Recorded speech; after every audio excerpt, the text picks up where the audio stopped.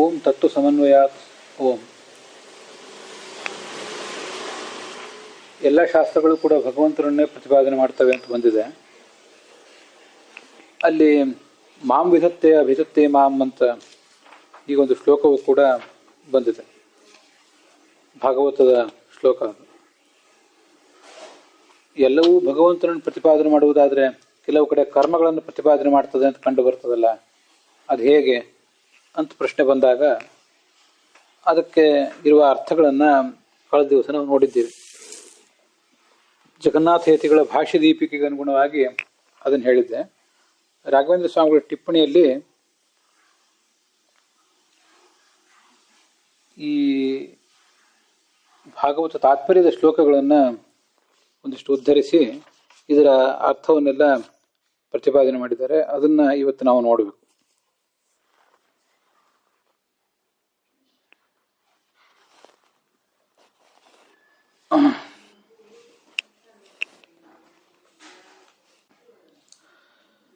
ವಿಧಿಭಾಗೆ ಹರೇ ಪೂಜೆ ವಾಭಿಧಾನೇ ಚ ತದ್ಗುಣಾಃ ವಿಕಲ್ಪೇ ತದ್ಬಹುತ್ವಂ ಚ ಅಪಿ ಅಪೋಹೇತು ತತ್ಪ್ರಿಯಂ ಉಚ್ಯತೆ ಸರ್ವವೇದೇಶು ತಚ್ಚ ವೇದ ಸಯವ ಹಿ. ಇದು ಭಾಗವತ ತಾತ್ಪರ್ಯದ 11ನೇ ಸ್ಕಂದದಲ್ಲಿ ಬರುವಂತಹ ವಿಚಾರಗಳು. ಅದನ್ನು ರಾಘವೇಂದ್ರ ಸ್ವಾಮಿಗಳು ತಗೊಂಡಿದ್ದಾರೆ.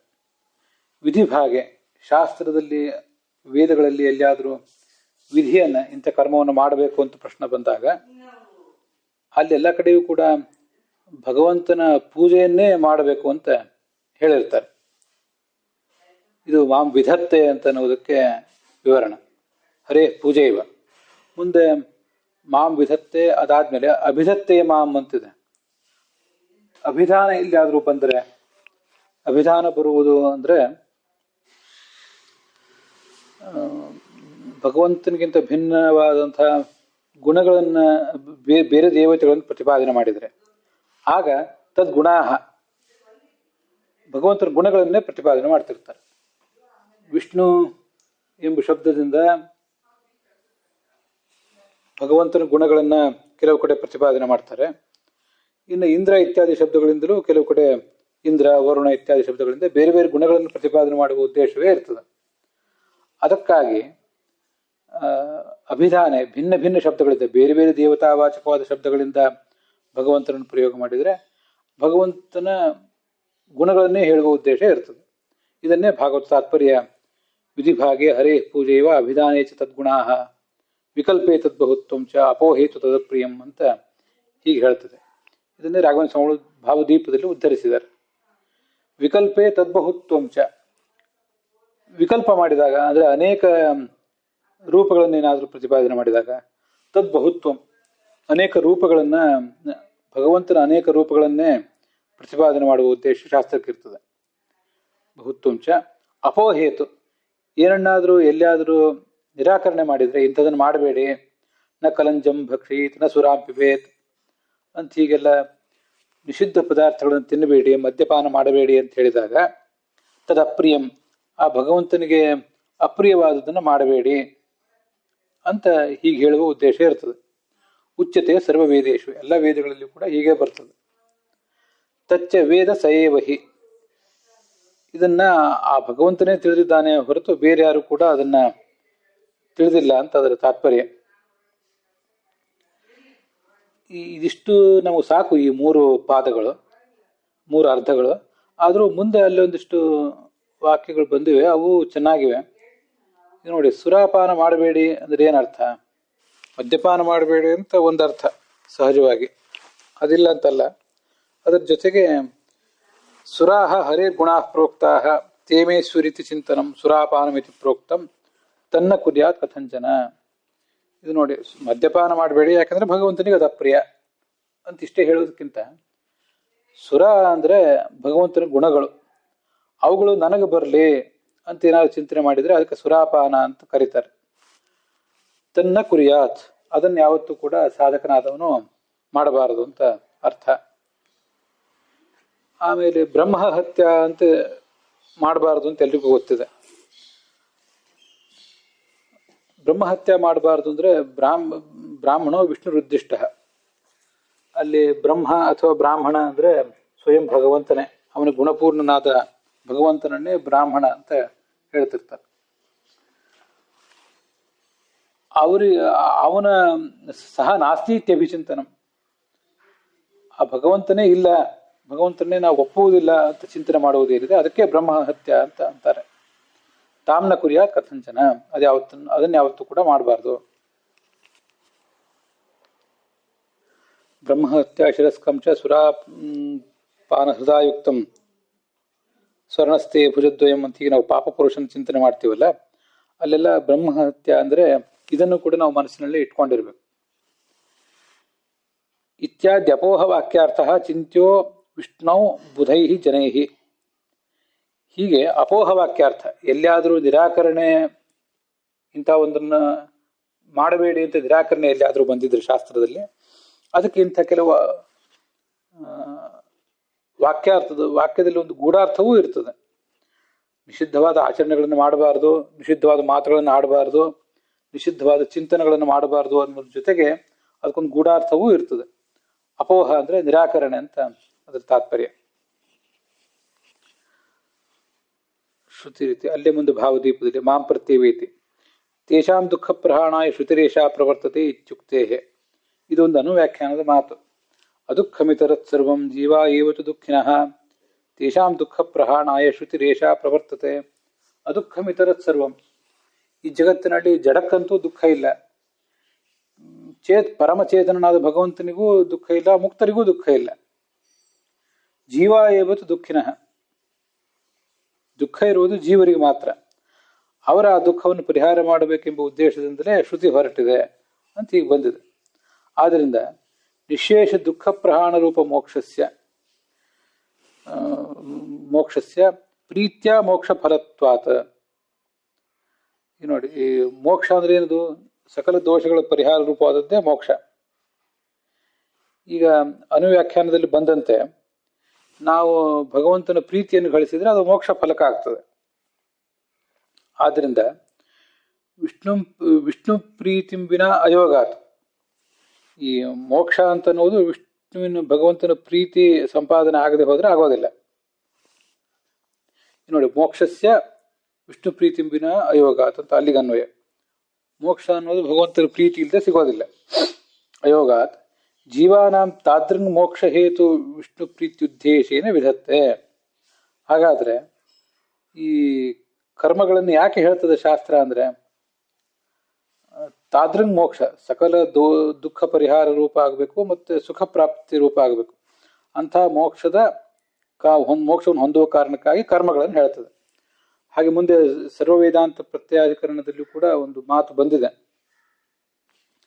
ಸರ್ವ ವೇದೋಕ್ತ ಮಾರ್ಗೇಣ ಕರ್ಮ ಕುರ್ವೀತ ನಿತ್ಯಶಃ ಆನಂದೋ ಹಿ ಫಲಂ ಯಸ್ಮಾತ್ ಛಾಕಾಭೇದೋ ಹ್ಯಶಕ್ತಿಶಃ ಅಂತ ಆ ಮಾತು.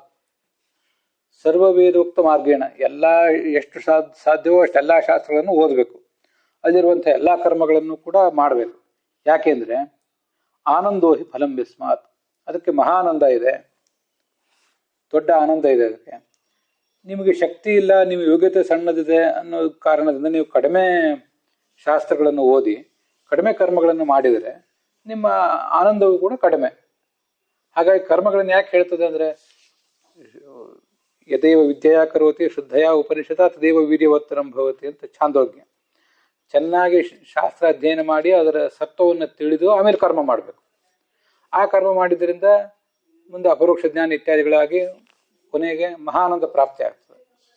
ಈ ಮಹಾನಂದ ಪ್ರಾಪ್ತಿ ಮೋಕ್ಷ ಹೊಂದುವುದಕ್ಕಾಗಿ ಈ ಎಲ್ಲ ಕರ್ಮಗಳ ಆಚರಣೆ ಅಂತ ಅದರ ತಾತ್ಪರ್ಯ. ಆದರೆ ನಮಗೆ ಪೂರ್ಣವಾಗಿ ಎಲ್ಲ ಶಾಸ್ತ್ರಗಳನ್ನು ಅಧ್ಯಯನ ಮಾಡಿ ಎಲ್ಲ ಕರ್ಮಗಳನ್ನು ಮಾಡಲಿಕ್ಕೂ ಆಗೋದಿಲ್ಲ, ಪೂರ್ಣ ಆನಂದ ನಮಗೆ ಸಿಗೋದೂ ಇಲ್ಲ. ತತ್ರಾಖಿಲಸ್ಯ ವಿಜ್ಞಪ್ತಿ ಸಮ್ಯಕ್ ಬ್ರಹ್ಮಣ ಏವ ಹಿ ತದನ್ಯೇಷಾಂ ಯಥಾಯೋಗಂ ಅಖಿಲದ್ಯಪ್ತಿರಿಷ್ಯತೆ ಅಂತ ಅನ್ನೋ ವ್ಯಾಖ್ಯಾನ.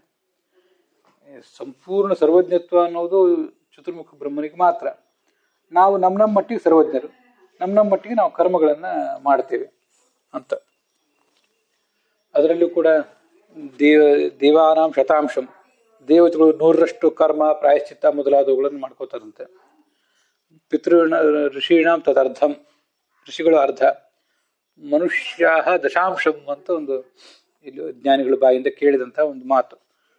ಮನುಷ್ಯರಿಗೆ 10 ಪಟ್ಟು ಮಾತು, 100ರಲ್ಲಿ 10 ಮಾತ್ರ ಕರ್ಮ ಮಾಡ್ಲಿಕ್ಕೆ ಸಾಧ್ಯ ಆಗ್ತದೆ. ಅಂತೂ ಸಕಲ ಶಾಸ್ತ್ರಗಳನ್ನು ಓದಿ ಎಲ್ಲ ಜೀವರಿಗಿಂತಲೂ ಹೆಚ್ಚು ಸರ್ವಜ್ಞನಾಗಿ ಸಂಪೂರ್ಣ ಆನಂದವನ್ನು ಅನುಭವಿಸುವವನು ಚತುರ್ಮುಖ ಬ್ರಹ್ಮ ಮಾತ್ರ. ಸಂಪೂರ್ಣ ಉಪಾಸನಾತ್ ಬ್ರಹ್ಮ ಸಂಪೂರ್ಣ ಆನಂದ ಭಾಗ್ಭವೇತ್. ಸಂಪೂರ್ಣ ಉಪಾಸನೆ ಮಾಡಿದ್ರಿಂದ ಸಂಪೂರ್ಣ ಆನಂದವು ಕೂಡ ಸಿಗುವುದು ಚತುರ್ಮುಖ ಬ್ರಹ್ಮನಿಗೆ. ಅದು ಬ್ರಹ್ಮಸೂತ್ರ ಭಾಷ್ಯದ ಮಾತು.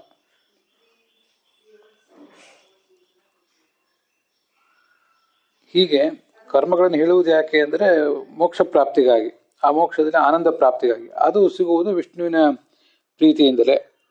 ಅದಕ್ಕಾಗಿ ವಿಷ್ಣು ಪ್ರೀತಿಯ, ಭಗವಂತನ ಪ್ರೀತಿಯ ಉದ್ದೇಶದಿಂದಲೇ ಕರ್ಮಗಳನ್ನು ಹೇಳ್ತದೆ. ಅವಾಂತರ ತಾತ್ಪರ್ಯೇಣ ಕರ್ಮ ವಿರೋಧದಪಿ ಕರ್ಮಕಾಂಡಂ ಮಹಾ ತಾತ್ಪರ್ಯೇಣ ಮಯ್ಯೇವ ಪರ್ಯವಸೀತಿ ಭಾವ. ಅವಾಂತರ ತಾತ್ಪರ್ಯ ಅಂತ ಒಂದಿದೆ, ಮಹಾ ತಾತ್ಪರ್ಯ ಅಂತ ಒಂದಿದೆ ಎಲ್ಲ ಶಬ್ದಗಳಿಗೆ. ಅವಾಂತರ ತಾತ್ಪರ್ಯದಿಂದ ಯಾವ್ದ್ಯಾವುದೋ ಕರ್ಮಗಳನ್ನು ಹೇಳ್ತಿರ್ಬಹುದು. ಜ್ಯೋತಿಷ್ಠೋಮ ಮೊದಲಾದ ಶಬ್ದಗಳು, ಜ್ಯೋತಿಷ್ಠೋಮ ಮೊದಲಾದ ಯಾಗಗಳನ್ನು ಹೇಳ್ತವೆ. ಸಂಧ್ಯಾ ಅನ್ನೋ ಶಬ್ದ ಸಂಧ್ಯಾ ವಂದನವನ್ನು ಹೇಳ್ತದೆ, ಇಲ್ಲ ಅಂತಲ್ಲ. ಆದರೆ ಕರ್ಮಕಾಂಡ, ಇಂಥ ಎಲ್ಲ ಕರ್ಮಕಾಂಡ, ಯಜುರ್ವೇದದಲ್ಲಿ ಬರುವಂಥ ವಿಶೇಷ ಕರ್ಮಕಾಂಡಗಳೆಲ್ಲ ಅವೆಲ್ಲ ಮಹಾ ತಾತ್ಪರ್ಯ, ಅವಕ್ಕೆ ಮಹಾ ತಾತ್ಪರ್ಯ ಇರುವುದೆಲ್ಲವೂ ಭಗವಂತನ ಪ್ರೀತಿಯನ್ನು ಗಳಿಸುವುದರಲ್ಲೇ. ಆದ್ರಿಂದ ಮೈಯೇವ ಪರ್ಯವಸ್ಯಸಿ, ನನ್ನಲ್ಲೇ ಅದು ಪರ್ಯವಸಾನ ಹೊಂದುತ್ತದೆ ಅಂತ ಅದರ ತಾತ್ಪರ್ಯ. ವಕ್ಷತಿ ಚ ವಾಕ್ಯಾನ್ವಯಾದಿತ್ಯತ್ರ. ಮುಂದೆ ಅದನ್ನ ಅನೇಕ ಕಡೆ ಹೇಳೋರಿದ್ದಾರೆ. ನಾನು ಹಿಂದೆ ಹೇಳಿದೆ, ಶಬ್ದಾನ್ವಯ ಬೇರೆ, ವಾಕ್ಯಾನ್ವಯ ಬೇರೆ. ಪ್ರತಿಯೊಂದು ಶಬ್ದವೂ ಸಂಧ್ಯಾ, ವಸಂತ, ಹೀಗೆ ಅಮಾವಾಸ್ಯ, ಪ್ರತಿಯೊಂದು ಶಬ್ದವೂ ಹೇಗೆ ಭಗವಂತನ ಹೇಳ್ತದೆ ಅಂತ ತಿಳ್ಕೊಳ್ಳುವುದು ಬಹಳ ದೊಡ್ಡ ಉಪಾಸನೆ ಆಯ್ತು. ನಾವೆಲ್ಲ ಸಾಮಾನ್ಯವಾಗಿ ತಿಳ್ಕೊಳ್ಬಹುದಾದ್ದು ವಾಕ್ಯೋಪಾಸನೆಯನ್ನು. ಎಲ್ಲಿಯೇ ಯಾವುದೇ ಕರ್ಮದ ಬಗ್ಗೆ ಹೇಳಿದ್ರು ಈ ಕರ್ಮ ಇರುವುದು ಭಗವಂತನ ಪ್ರೀತಿಯನ್ನು ಗಳಿಸಲಿಕ್ಕಾಗಿ, ಇಷ್ಟೇ. ವಾಕ್ಯಾನ್ವಯ ಅಭಿಧತ್ತೆ ಇತಿ ರೂಢಿಯೋಗಾದಿವೃತ್ತಿಭಿ ಇಂದ್ರಾದ್ಯಭಿಧಾತ್ರಿ ಶ್ರುತಿ ಮಹಾಯೋಗ ವಿದ್ವದ್ರೂಢಿಭ್ಯ ಮಾಮೇವ ಅಭಿಧತ್ತೆ. ಇಂದ್ರ, ಚಂದ್ರ, ವರುಣ, ಅಗ್ನಿ ಮೊದಲಾದ ಶಬ್ದಗಳು ಆಯಾ ದೇವತೆಗಳನ್ನು ಹೇಳುವುದಿಲ್ಲ ಅಂತಲ್ಲ, ಹೇಳ್ತವೆ. ಆದರೆ ಅವು ಹೇಗೆ ಹೇಳ್ತವೆ ಅಂದರೆ ಅಲ್ಪವಾದ ರೂಢಿ, ಅಲ್ಪವಾದಂತಹ ಯೋಗ, ಅದರಿಂದ ಆ ಮೂಲಕ, ಅಂಥ ವೃತ್ತಿಗಳ ಮೂಲಕ ಅವು ಇಂದ್ರಾದಿ ದೇವತೆಗಳನ್ನು ಹೇಳಿದರು. ಮಹಾಯೋಗದ ಮೂಲಕ ಮತ್ತೆ ವಿದ್ವದ್ರೂಢಿಯ ಮೂಲಕ, ಮಹಾವಿದ್ವಾಂಸರಾದ ಚತುರ್ಮುಖ ಬ್ರಹ್ಮ ಮೊದಲಾದವರು ಅಭ್ಯಾಸ ಮಾಡಿರುವ ರೂಢಿ, ಅವರಿಗೆ ಗೊತ್ತಿರುವ ಯೋಗದ ಪ್ರಕಾರ ಮಾಮೇವ ಅಭಿಧತ್ತೆ. ತದಪಿ ವಾಕ್ಯಾನ್ವಯಮುಪೇತ್ಯೈವ ಅಪ್ರಿಯಾತ್ ಅಪ್ರೀತೇ ಅಪೋಹ್ಯ ಅಪ್ರೀತಿಮಾನ್ ನ ಕಾರ್ಯ. ಮುಂದೆ ವಿಕಲ್ಪ ಅಪೋಹ್ಯ ಅಂತ ಬಂದಿದೆ. ಅಪೋಹ್ಯ ಅಂದ್ರೆ ಹೀಗೆ, ಇದನ್ನ ಕಳೆದ ದಿವಸನೇ ಹೇಳಿದ್ದೆ. ಅಪೋಹ್ಯ ಅಪ್ರೀತಿಮಾನ್ ನ ಕಾರ್ಯ. ಭಗವಂತನನ್ನ ನಾವು ಯಾವತ್ತೂ ಅಪ್ರೀತಗೊಳಿಸಬಾರದು, ಅವನ ಪ್ರೀತಿಗಾಗಿಯೇ ಪ್ರಯತ್ನ ಪಡಬೇಕು. ದುಷ್ಕರ್ಮಗಳನ್ನು ಮಾಡಿ ಅವನನ್ನ ನಾವು ನಿರಾಕರಿಸಬಾರದು, ಅಂದ್ರೆ ಅವನನ್ನ ಅಪ್ರೀತನನ್ನಾಗಿ, ಕುಪಿತನನ್ನಾಗಿ ಮಾಡಬಾರದು ಅಂತ ಅದರ ತಾತ್ಪರ್ಯ. ಅಪ್ರೀತಿ ಹೇತುತ್ವ ಸುರಾಪಾನಂ ನ ಕಾರ್ಯಂ ಇತಿ ವಕ್ತಿ ಇತ್ಯರ್ಥ. ಸುರಾಪಾನ ಮಾಡಿಬಿಟ್ರೆ ಭಗವಂತನಿಗೆ ಅಪ್ರೀತಿ ಆಗುವುದರಿಂದ ಆ ಸುರಾಪಾನವನ್ನು ಮಾಡಬಾರದು ಅಂತ ಈಗ ಅದರ ಅರ್ಥ. ಇತ್ಯಸ್ಯ ಇತ್ಯೇತತ್ ವ್ಯಾಖ್ಯಾನಂ ಏವಂ ಭೂತಾಯಾಹ. ಇತ್ಯಸ್ಯ ಹೃದಯಂ ಸಾಕ್ಷಾತ್ ಅಂತಂದ್ರೆ ಅಂತ ಭಾಗವತದಲ್ಲಿ ಇದೆಯಲ್ಲ, ಏವಂ ಭೂತಾಯಾಹ, ಹೀಗೆ ಇರುವಂತಹ, ಹೀಗೆ ಗೂಢಾರ್ಥಗಳನ್ನು ಒಳಗೊಂಡಂತಹ ಶಾಸ್ತ್ರ ಏನಿದೆ, ಇದರ ಅರ್ಥವನ್ನ ನಾನೇ ತಿಳ್ಕೊಂಡಿದ್ದೇನೆ. ಅಂದ್ರೆ ಅದರ ಅರ್ಥ ಕರ್ಮಾದಿ ವಿಧಾತ್ರ್ಯಾದಿ ರೂಪಾಯ. ಕರ್ಮಗಳನ್ನು ಹೇಳುವಂತೆ, ಬೇರೆ ಯಾವುದೋ ದೇವತೆಗಳನ್ನು ಹೇಳುವಂತೆ ಅದು ಕಾಣಿಸ್ತದೆ. ಅದರ ಅರ್ಥವನ್ನ ನಾನು ಸರಿಯಾಗಿ ಬಲ್ಲೆ, ಉಳಿದವರೆಲ್ಲರಿಗೂ ಅದು ಪೂರ್ಣವಾಗಿ ಗೊತ್ತಿಲ್ಲ ಅಂತ ಅದರ ತಾತ್ಪರ್ಯ.